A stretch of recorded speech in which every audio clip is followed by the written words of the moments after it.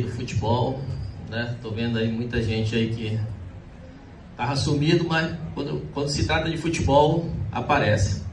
Pessoal, primeiro eu quero agradecer as 18 equipes do Viracopos Cinquentão, que vai participar do campeonato. É a segunda edição, né? A primeira foi com 14 equipes, e esse ano a gente conseguiu colocar aí mais 4 equipes, tá?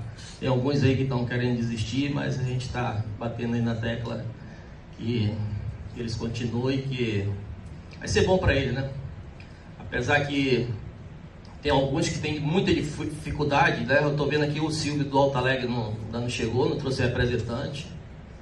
Mas enfim, quero agradecer o meu prefeito Arthur, né, pelo esse apoio da segunda Copa Viracopos, né, e esse ano, né, ele dando material aí para cada equipe. Então isso é uma honra e só tenho que agradecer, tá bom?